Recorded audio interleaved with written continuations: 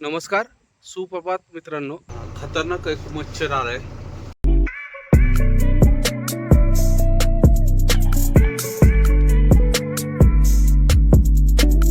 नमस्कार, सुप्रभात मित्रांनो. आजच्या नवीन ब्लॉगमध्ये तुम्हा सर्वांचं स्वागत. सकाळचे 8 वाजलेत मित्रांनो. आलो ऑफिसला जाऊन. आपलं लोडिंगचं कन्फर्म झालेलं आहे. पुन्हा मार्केट यार्डचा लोड आहे. गेंडा आले तो गावातून आहे. आपला नंबर दुसरा होता, पण आपल्या पुढे एक गाडी होती 12 टायर, ती MH18 होती. तो मार्केट नाही म्हटलं भरायला, त्याच्यामुळं आपल्याला ते लोडिंग भेटलं. आपल्यानंतर परत 2 अण्णांच्या गाड्या होत्या तमिळनाडूच्या, ते तर नाशिक वगैरे जातात. आणि आपल्याला लोडिंगची चिठ्ठी भेटल्यानंतर लगेच गावातली गाडी आली.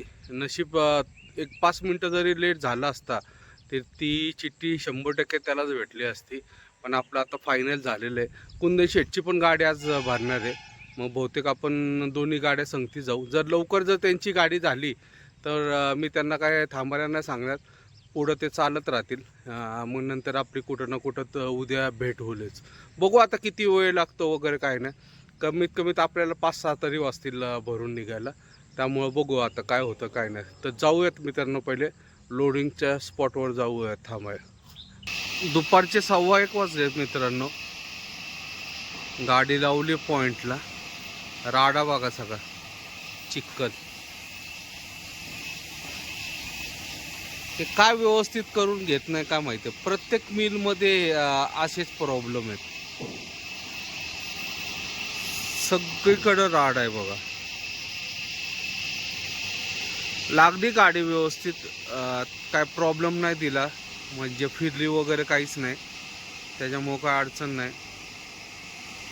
थोडंसं भरून झाले. आत्ताच लावली, 12 वाजताच लावली. पहिली एक गाडी लोड होत होती. ह्या साईडला सगळे सिल्वरचे झाड आहेत. जे झाडं आपण लोड करतोय गाडीत, तेच हे झाड आहेत बघा. समोर दिसतात ते इथं पण आहे बघा, सिल्वरचे झाड आहेत हे. आणि मध्ये कॉफीची बाग आहे. ते बारके बारके जे झाडं आहेत हे सगळे कॉफीचे झाड आहेत. कॉफीची बाग आहे हे सगळे कॉफीची झाडं आहेत. सिल्वरचे झाडे पण लावलेत आणि कॉफीचे पण झाडे लावलेत. जेवायला चालू आहे मित्रांनो. आता जेवण करून यावं. किडे काहीतरी, त्यांचा आवाज येतो बघा, खूप आवाज येतो.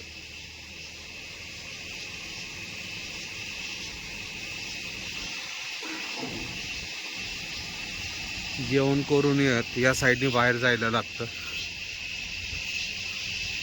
जरा उशीर होईल असा अंदाज आहे. कुंदन शेठची गाडी लवकर भरत बहुतेक. त्यांचा फोन आलता मला की माझी लवकरच भरल. ठीक आहे, त्यांना म्हटलं तुम्ही जावा म्हणून, मला वेळ लागल.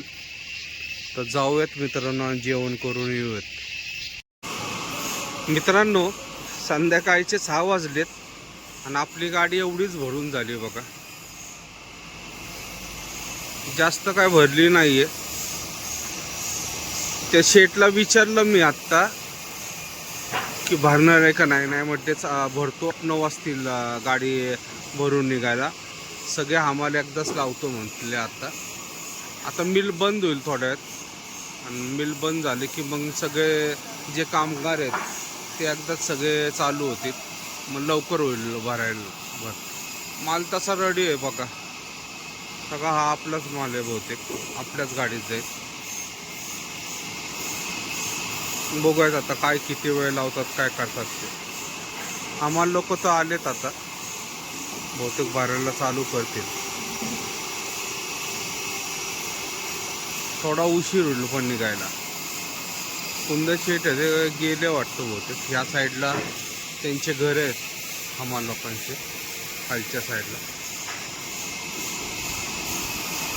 चालू केलेत बघा भरायला. आलेत आता भरत आहेत. मित्रांनो, रात्रीचे 11 वाजलेत. गाडी झाली आहे भरून.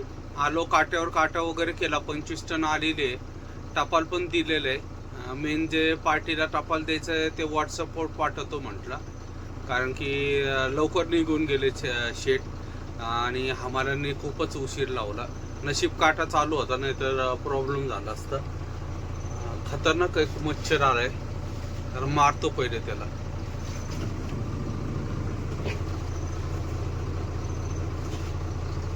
आणि आता निघूयात, पहिले जेवण वगैरे करूयात बेलूरला जाऊन.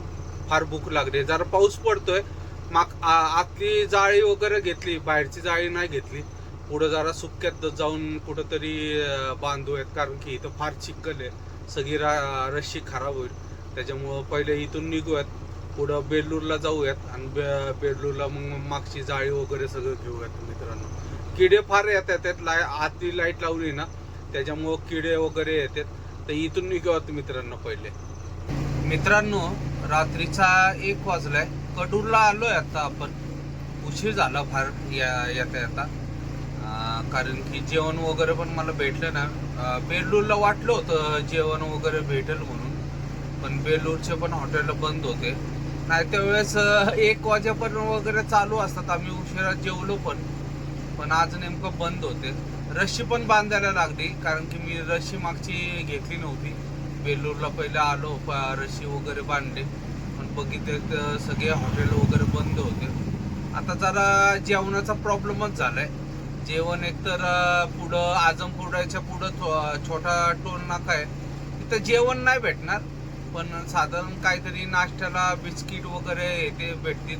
नंतर डायरेक्ट मंदिराचा गाव, इथून कमीत कमी 70-80 किलोमीटर असेल ते. तिथं आपल्याला पॅटीस वगैरे, अंडा पॅटीस वगैरे, पप वगैरे भेटतील. बघूयात आता काय करायचं ते. भूक तर लागलेली आहे जोरात. होतात कधी कधी असा प्रॉब्लेम, नेहमीच नाही होत. आज बऱ्याच दिवसानंतर असं घडलं की जरा जेवणाची अडचण झाली. नाहीतर जेवणच करायचं तर डायरेक्ट हायवेला. आणि अशा टायमाला सुटलोय ना आपण नेमकं 11 वाजता वगैरे 11ला, म्हणजे खूपच टाइम झाला. आता असं झालं की दर कुठपर्यंत जावं आणि कुठं झोपावं, काय रनिंग कापावं त्याचाच अंदाज आहे ना. त्यापेक्षा त्यांनी उद्या सोडलं असतं तरी परवडलं असतं. बघूयात, जाऊयात. हायवे पर्यंत जाताच आपल्याला साधारण 4-5 वाजतील हायवेला पोहोचायला. जायला तर लागणारच आहे. आणि बघूया, ठरवू मग हायवेला गेल्यावर झोपायचं का काय करायचं. हायवेलाच गेल्यावर झोपायला लागणार, मग आधी मध्ये कुठं झोपण्यात अर्थ नाही.